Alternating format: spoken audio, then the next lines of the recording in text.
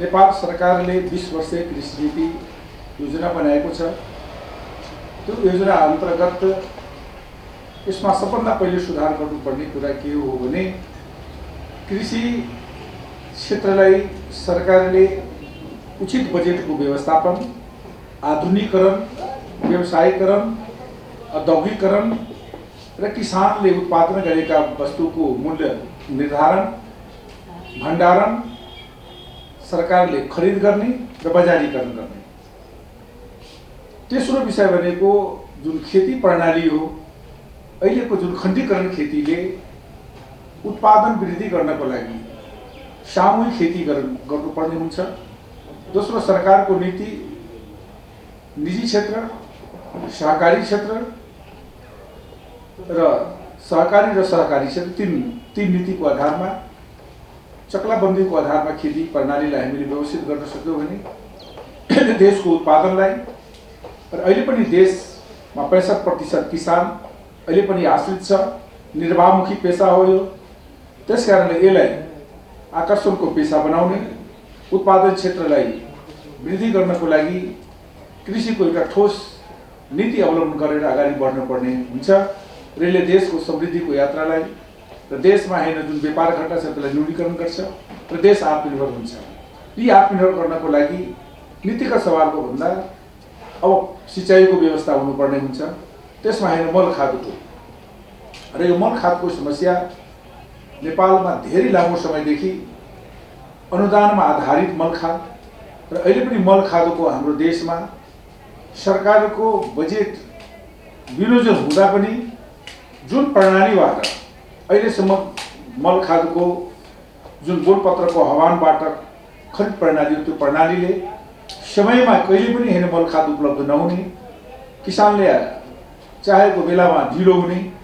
त्यसकारण अहिले हामीले तत्कालिक यो सरकारले र यो मन्त्रालयले मल खादको सदाको लागि समाधान गर्नको लागि नेपालमा नै मल कारखाना चाहिन्छ। नम्बर 1, मल कारखाना पनि नेपालमा विद्युत पर्याप्त मात्रामा छ।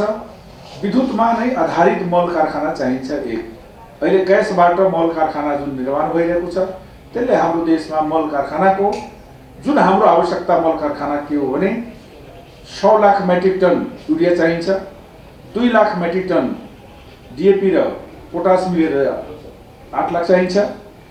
यति उत्पादन गर्नको लागि नेपालमा कारखाना र फ्याक्ट्री लगाउनको लागि अहिले पनि लगानी बोर्डमा हैन केही प्रपोजलहरू त्यहाँ दर्ता भएको छ, तर ती ठुला कम्पनीहरू मल खाद कारखाना निर्माण गर्नको लागि ठुला कम्पनी धेरै लागत हुने, करिब 1 खरब 25 अरब रुपियाँ लाग्ने प्रकारको एउटा मोटामोटी हैन प्रपोजल छ, एउटा डिपिआर बनेको छ।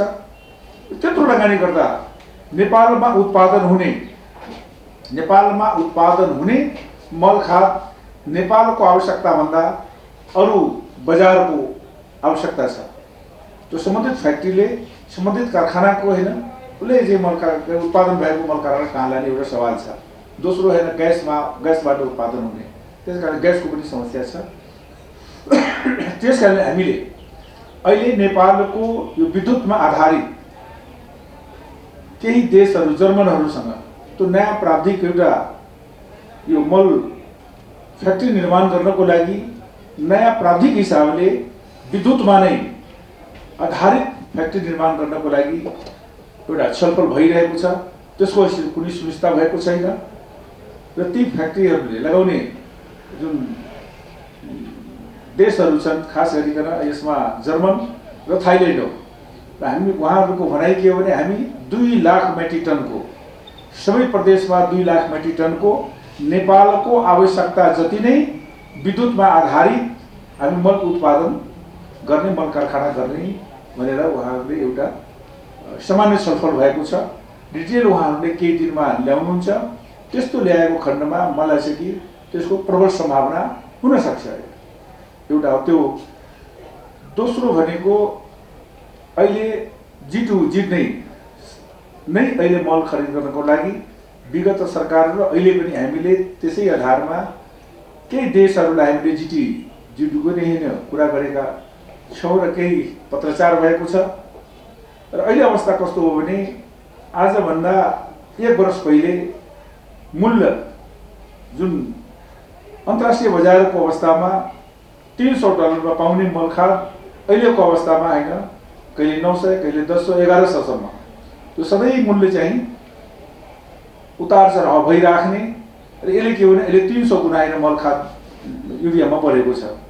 यी सबै हेर्दाखेरि अब G2Gबाट नै मल खरिद गर्दाखेरि भारत सरकारले अहिले हिजोको क्याबिनेटबाट भारत सरकारले प्रति वर्ष 1.5 लाख मेट्रिक टन दिने, 1 लाख युरिया, 50,000 DAP दिने र प्रति वर्ष 5 वर्ष थप्दै जाने, 5 वर्षसम्म होइन थप्दै जाने 10%ले। यो एउटा हाम्रो एउटा तत्कालीन एउटा हो।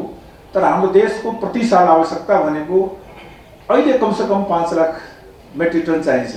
5 लाख मेट्रिक टन हामीलाई युरिया चाहिन्छ, 2 लाख मेट्रिक टन हामीलाई दुटै मिलाएर 2 लाख चाहिन्छ, 7 लाख मेट्रिक टन चाहिन्छ।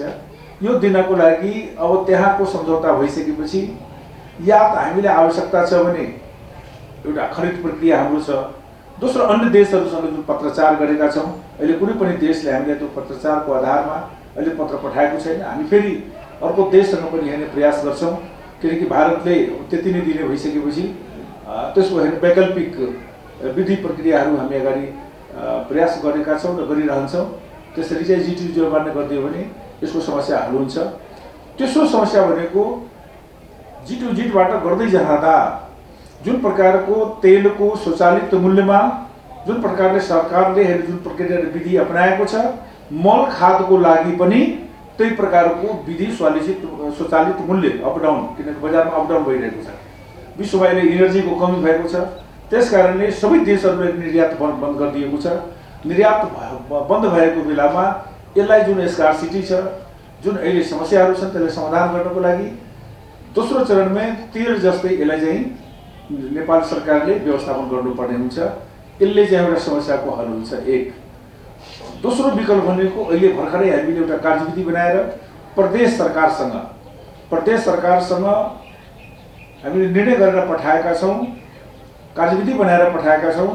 अब जैविक मल र प्रारम्भिक मललाई प्रदेश सरकारले र स्थानीय सरकारले दुईटै सरकार मिलेर यो मललाई होइन किसानमा होइन अगाडि बढाउनको लागि त्यसरी अगाडि प्रक्रिया बढिरहेको छ। र प्रदेश सरकारले सबै आफ्नो आफ्नो प्रदेशमा यस्ता होइन उत्पादन हुने क्षेत्रलाई केही अनुदान त्यस्ता होइन प्रक्रियाहरू अगाडि बढाएको छ।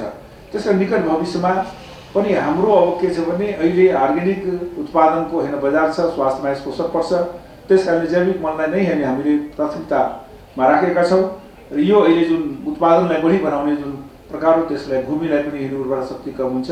त्यसकारणले यी सबै सवालहरू एउटा नेपाली जनतालाई हामीले दुईटै प्रकारको अवस्थाहरूलाई देखेको छ। त्यसकारण अहिले मल्लको स्थिति हेर्दाखेरि जुन प्रकारको अहिले बजार भाव छ, अहिले नेपालमा अस्ति पनि हाम्रो बोलपत्र आह्वान हुँदाखेरि युरिया लिनको लागि होइन कुनै प्रकारको होइन बोलपत्र आह्वानमा होइन दरखास्त परेन, मात्र होइन केही DAP को लागि परेको छ। त्यसकारणले बजारमा होइन वस्तु कम हुँदाखेरि अलि अप्ठ्यारो भइरहेको अवस्थामा र हाम्रो देशमा अहिले ल्याउँदाखेरि 115 रुपियाँ केजी 1 केजी मलको पर्छ। त्यसमा किसानले दिने हो 15 रुपियाँ सब्सिडी हो। मोटामोटी 100 रुपियाँ जति होइन सरकारको सब्सिडी गइरहेको छ। र यसरी मूल्यको वृद्धि गर्दाखेरि अहिले देशमा जुन प्रकारको मलको अवस्था छ, मूल्य वृद्धि भएको छ। यसकारण सरकारको अहिलेसम्म 27 अरब 71 करोड रुपियाँ सरकारले होइन अहिले खर्च गर्ने अवस्था भइसकेको छ।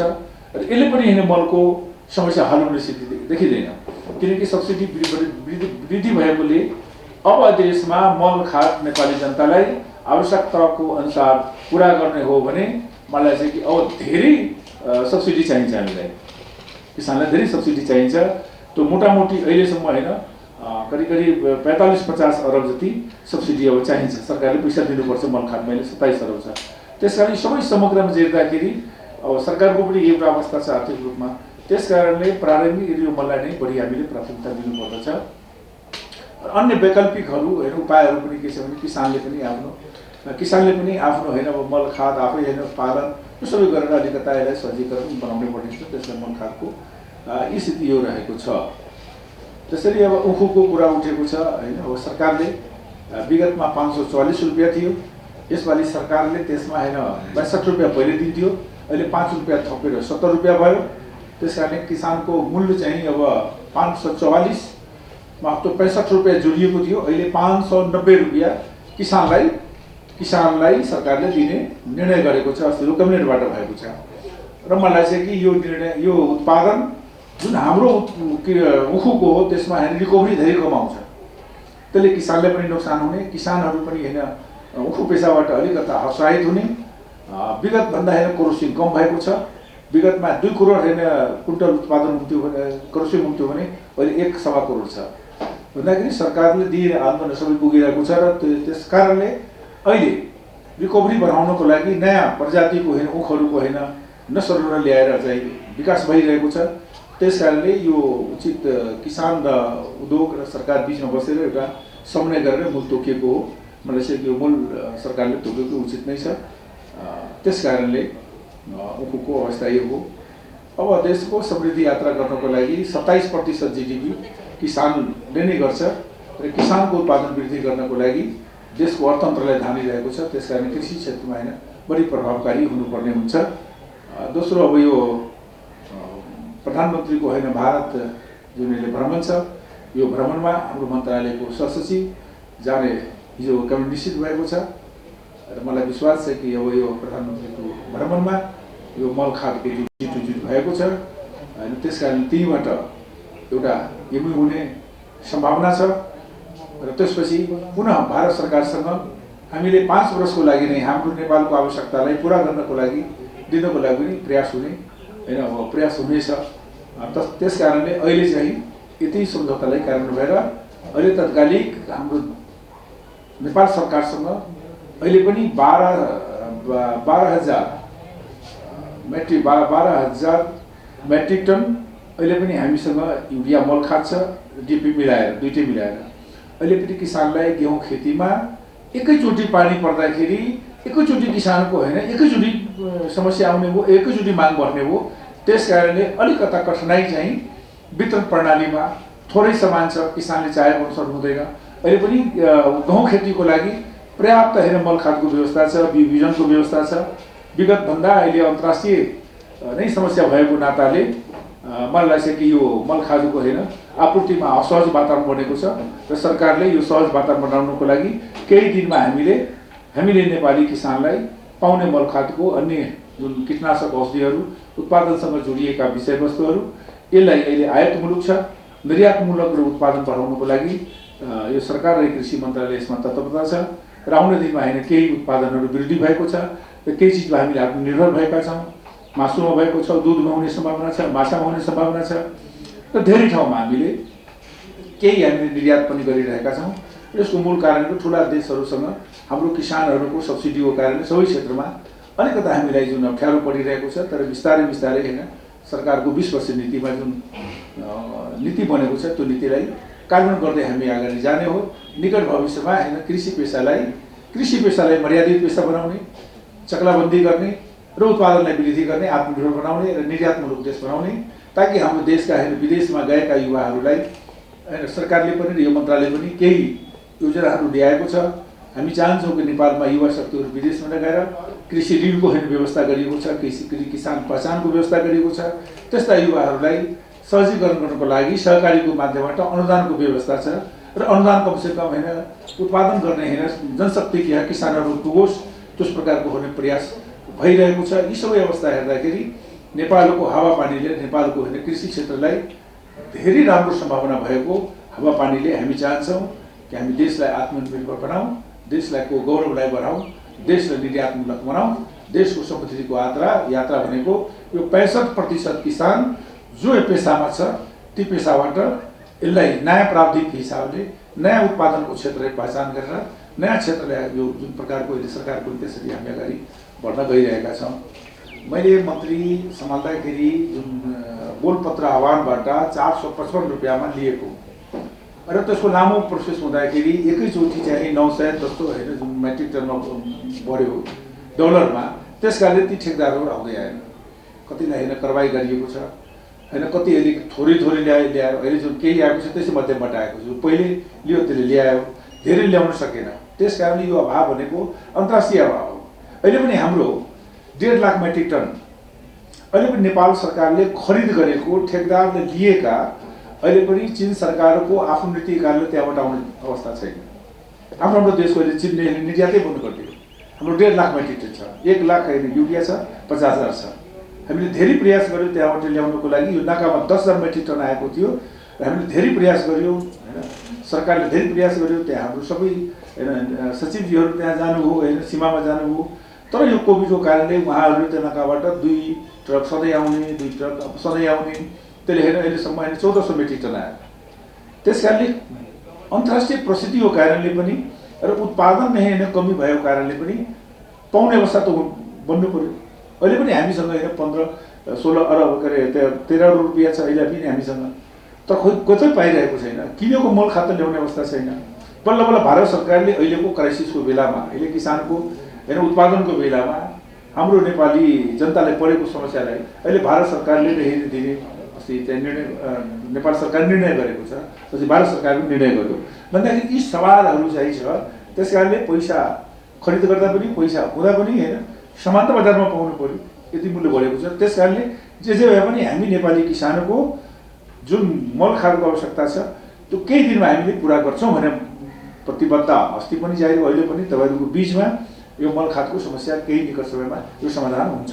भारत सरकारले नेपालको र नेपाली जनताको 2 सार्वभौम देश छ र भारतले नेपाली जनतालाई परेको जुनसुकै बेलामा त्यो राजनीतिक क्षेत्रमा होस् या त्यो आर्थिक क्षेत्रमा होस् या सामाजिक क्षेत्रमा हो या प्राकृतिक प्रकोपको सवालमा हो, भारत सरकारले सधैँ निरन्तर सहयोग गरिरहेको छ र त्यही सहयोगको निरन्तरताको आधारमा अहिले भारत सरकारले जुन मल खाद्य दिने निर्णय गरेको छ, जबकि भारतमा आफै अभाव छ, त्यहाँको किसानहरू आफै पुगिरहेको अवस्थामा छैन।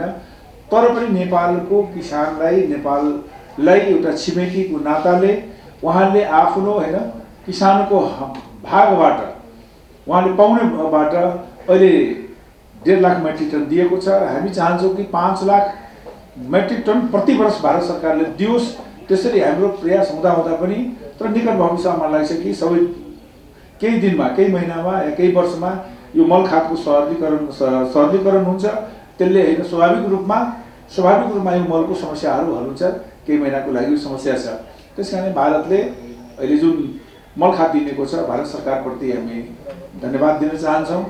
र फेरि अन्य हाम्रो जुन समस्या छ मल खाद्य लगायत अस्ति चाहिँ कोभिड-19मा पनि हेर्न सहयोग गर्यो पहिले भारतले होइन। त्यस कारणले प्रत्येक समस्यामा होइन भारतको एउटा सकारात्मक सहयोग रहेको छ, यो निरन्तरता रहन्छ मलाई विश्वास छ।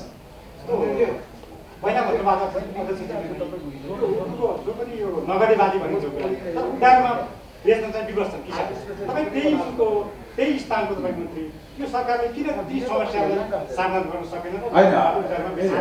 होइन विगतमा यो नगदेबाली हो होइन, नगदेबालीमा किसानले पाउनुपर्ने र विगतमा किसानहरूले आन्दोलन गरे होइन। अब कस्तो जब पनि उखुको मूल टोक्ने कृषि मन्त्रालय प्रस्ताव लिएर जानुपर्ने होइन वाणिज्य मन्त्रालय र उद्योग मन्त्रालयले यसको होइन सबै चिनीको मूलको सवालमा उद्योगको सवालमा उहाँ जोडिएको छ। त्यसकारण दुईटै मन्त्रालयको समन्वयको आधारमा हाम्रो एउटा क्षेत्राधिकार मूलसम्म तोक्ने हो। तर त्यहाँबाट जुन किसानहरूलाई समयमै पैसा विगत बाहिर केही मिलरहरू दिएन। अहिले पनि मलाई लाग्छ कि 8 अरब रुपियाँ 8 अरब रुपियाँले बक्यौता छ। ती मिलहरूले सञ्चालनमा पनि छैन। केही मिलहरू होइन बिक्री नै भइसकेको छ र सरकारको के हो भने पैसा दिने त्यसपछि बिक्री गर्ने, उसको खाता रोकिएको छ, उसको जग्गा रोकिएको छ। त्यस्ता किसानहरूको विगतका हेर्ने समस्याहरू छ ती मिलमा। अहिले सम्झौतामा हामीले 45 दिनभित्रमा किसानले पैसा दिनुपर्छ भने किसान र उद्योगको बिचमा एउटा हामीले सहमति गराएका छौँ। दोस्रो अनलाइन जति किसानले उत्पादन किसानले बिक्री गर्छ त्यो उत्पादन 7 दिनको भित्रमा मिलले लिनुपर्ने र त्यसपछि 45 दिनमा उसले पैसा दिनुपर्ने हुन्छ। र र सरकारले अब 70 रुपियाँ 65 रुपियाँ त्यो 5 रुपियाँ फेरि थपेर, किनकि किसानको उखु मूल्य वृद्धि भएको छ। त्यस कारणले आउने दिनमा मलाई लाग्छ कि अब विगतभन्दा 50% उखु उत्पादन कम भएको छ। पहिले 2 करोड, 2.5 करोड, 2.5 करोडसम्म होइन क्विन्टल चाहिँ क्रसिङ हुन्थ्यो। अहिले आएर 1 करोड, 2.5 करोडमा झरेको छ। त्यस कारणले उखु किसानहरूको समस्या आफ्नो ठाउँमा छ। त्यसलाई पानी छैन, त्यसलाई मलखाद पुगिरहेको छैन, लेबरहरू अहिले नेपालमा कमी भएको छ। उखु किसानहरूको यी सबै समस्या हेर्दाखेरि अलिकति हामी नस्ल परिवर्तन गरेर किसानहरूलाई रिकभरी पनि 10-11 दियो भने किसानले फाइदा हुन्छ र देश चिनीमा पनि आत्मनिर्भर हुन्छ। अहिलेको यो उखुको रिकभरीले किसानलाई पनि फाइदा छ, मिल्ला फाइदा, फेरि हामीलाई यो देशलाई आत्मनिर्भर बनाउन सक्दैनौँ। त्यस्तो प्रकारको सरकारको योजना छ। नस्लहरू उखुको आफ्नै देशमा आफ्नै त्यसलाई चाहिँ उन्नत खालको बनाउने, त्यो अहिले प्रभावी रूपमा त्यसको प्रक्रियाहरू अगाडि बढिरहेको छ। जुन भन्नाले समस्या तपाईँले औल्याउनु भयो होइन, जुन विभिन्न किसिमको समस्या भन्नुभयो, त्यसमा तपाईँले कृषि अनुदानको कुरा गर्नुभयो होइन। कृषि अनुदान चाहिँ कृषकले नपाएर र त्यो कृषि अनुदान कसरी लिने भन्ने कुरै कृषकलाई थाहा छैन। परिवेशमा तपाईँ मन्त्री भइसकेपछि कति बुझ्नुभयो। एउटा किसान, नर्मल किसान कुनै पनि ब्याङ्कमा गएर कृषि अनुदान लिनका लागि के गर्ने भन्ने कुरो यहाँ किसानहरूमा चाहिँ अन्यलता छ। यस विषयमा तपाईँ मन्त्री भइसकेपछि केही अध्ययन गर्नुभएको छ? होइन, यो कृषि अनुदानको दुईवटा छ। एउटा सिधै जस्तो प्रधानमन्त्री आधुनिकीकरण जुन परियोजना छ, त्यहाँ सिधै किसानहरूले फर्म भर्छ, त्यहाँ अनुदानमा दिइन्छ। त्यहाँ एउटा त्यो गाउँ जिल्लामा छ। दोस्रो, प्रदेश सरकारबाट पनि त्यसको विभिन्न प्रकारको सूचना हुन्छ, त्यसको आधारबाट त्यहाँबाट अनुदान व्यवस्था हो र सबैमा अहिले 50% अनुदानको व्यवस्था हो। 50% छ होइन, तर तपाईँ जस्तै म एक किसान हो भने म डाइरेक्ट मैले चाहिँ फाइल लगेर कुनै पनि ब्याङ्कको कुरा आउँदैछु। यो भयो नेपाल सरकारको त अनुदानको व्यवस्था।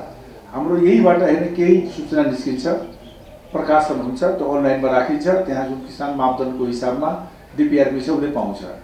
धेरै अनुदानहरू पनि दुरुपयोग पनि भएका छन् होइन। दुरुपयोग कहाँ भएको छ भने अनुदान लिएर जाने, कामै नगर्ने पनि त्यस्तो छ। जस्तो विगतमा यो शीत भण्डारहरूमा त्यही परेको छ। शीत भण्डारको रकम गयो अनुदानको, शीत भण्डार पनि बनेन, अहिले अदालतमा मुद्दा चलिरहेको छ। त्यस्ता केही घटनाहरू पनि छन्। तर हामी के चाहन्छौँ, ब्याङ्कको द्वारा अहिले 1 करोडदेखि 5 करोडसम्म लिँदाखेरि 5% ब्याज हो। अब त्यसमा किसानको कस्तो छ भने अब कुन काम गर्ने, के गर्ने ब्याङ्कको आफ्नो विश्वास, आफ्नो दितो राख्नुपर्ने हुन्छ, त्यो ब्याङ्कको सवाल हो। त्यस कारण हामी चाहन्छौँ सरकारले जुन अनुदान अहिले दिएको छ, जस्तो दुध डेरीमा अहिले अनुदान दिएको छ, हामी आत्मनिर्भरतिर बढिरहेका छौँ। यी सवालहरू केहीमा अनुदान दिएर पनि जस्तो अब मुर्गामा, अन्डामा हामी आत्मनिर्भर भयौँ, माछामा अनुदानको कारणले बढिरहेको छ, धेरै माछा भइरहेको छ। अहिले भन्नुहुन्छ मल खादको समस्या कहाँ आयो? हामी धान र मकै या गेहूँ मात्र हेर्छौँ, तर अहिले पोखरीहरूमा माछाको लागि पनि मल खादको त्यति नै आवश्यकता भएको छ। चिया बगानको लागि त्यति नै आवश्यकता छ, उखुको लागि यति नै आवश्यकता छ। र अहिले किसानको कुनै पनि क्षेत्रमा उत्पादनको लागि, चाहे त्यो चिया होस्, चाहे त्यो कफी होस्, सबै ठाउँमा मलको आवश्यकता होस्।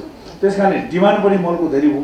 खेतीको प्रणाली पनि ऊर्जा नलिकन अगाडि बढ्ने हो। त्यस कारणले यो अनुदान रकममा चाहिँ हामी चाहन्छौँ कि किसान जो काम गर्छ त्यसकै यहाँ पुगोस्, त्यसको लागि अनुमान गर्ने त्यस्ता केही छ भने हामीले त्यसलाई छलफल गरेर यसलाई चाहिँ किसानकै हातमा पुगोस् भन्ने हाम्रो प्रयास छ। जसरी तपाईँले भन्नुभयो नि, यो किसानकै हातमा पुगोस् भन्नका लागि चाहिँ हामीले गाउँमा अथवा जहाँ कृषि कार्यक्रमहरू भइरहेछ त्यहाँ जनचेतनामूलक यसरी चाहिँ पाइन्छ है। तपाईँले अनुदान तपाईँहरूले अनुदान यसरी पाउने हो भनेर एउटा जनचेतनामूलक तालिम त त्यस्तो गर्न सकिन्न होइन। यसो के हो भने अब प्रत्येक नगरपालिका, गाउँपालिकामा यसै मन्त्रालयको शीर्षक मध्येबाट प्रत्येक गाउँपालिकामा 60 लाखदेखि 1 करोड रुपियाँसम्म जान्छ।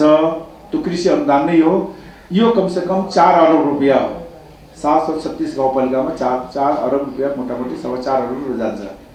12 अरब रुपियाँ प्रदेशमा जान्छ, कृषि मन्त्रालयमा जान्छ। त्यसमा केही कृषि उसको आफ्नो कानुन छ, प्रदेशको कानुन छ, त्यस आधारमा जान्छ। यो क्षेत्र भनेको स्थानीय सरकार हो। स्थानीय सरकारमा अब हाम्रो त त्यहाँ पैसा पठाइदिने हो। र अहिले प्रदेश र सङ्घ र स्थानीयको बिचमा एउटा समन्वय भनेर ऐन बनेको छ। अस्ति हामीले यो धानमा आएन, बेमौसम वर्षाको कारणले जुन प्रकारको होइन क्षति भयो त्यो क्षतिलाई गर्नका लागि 7 प्रदेशको मन्त्रीहरूलाई राखेर हामीले कुरा गऱ्यौँ। अहिले एउटा समन्वयको आधार बनेको छ र धेरै किसानको उत्पादनहरू जुन छ नि केला खेती धेरै खेतीहरू त्यसलाई संरक्षण गर्नुपर्छ। आफै नेपालमा आफै बजार पाइरहेको अवस्था छैन। त्यो अलिकति त्यसलाई कसरी व्यवस्थित गर्ने भन्ने हाम्रो एउटा चिन्ताको विषय हो। त्यसकारण अहिले 5.5 अरब रुपियाँ होइन क्षति के अरे को राहत दिने सरकारले निर्णय गरेको छ। अब त्यो 5.5 अरब रुपियाँ दिनको लागि विपद व्यवस्थापनको माध्यमबाट कृषि मन्त्रालयको माध्यमबाट जिल्लामा होइन विपद व्यवस्थापन छ त्यहाँबाट दिने हो। उहाँले अघि कुरा उठाउनु हो यो शीतलहरी आयो होइन के गर्ने।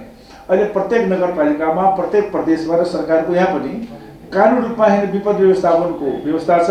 सबै नगरपालिका गाउँपालिकाले आफ्नो आफ्नो बजेटको हिसाबले सबै पैसा राखेको हुन्छ। यस्तै बेलामा राख्नको लागि होइन त्यो सबै गरिरहेको छ। स्थानीय सरकारले प्रदेश सरकारले र केन्द्रले पनि आफ्नो होइन ठाउँबाट होइन त्यो प्रकारको होइन सर्कुलर आफ्नो ठाउँमा होइन प्रदेश सरकारले यो काम गर्नुहोस् भनेर जहाँ हुन्छ भने सङ्घले पनि होइन गर्ने काममा होइन अब स्थानीय तहमा त अनुदान दिने हो। हामीले चाहेर पनि त्यहाँ केही गर्न सक्दैनौँ। अनुदान दिने हो प्रदेशमा चाहिँ यहाँ हो। हामीले त तल कुनै कार्यालय हुँदैन। त्यस प्रकारले सङ्घ सरकारको आफ्नो नियमभित्र आफ्नो होइन अधिकारभित्र रहेर यी सबै सवालहरूमा अगाडि नै सरकार बढिरहेको छ लाग्छ।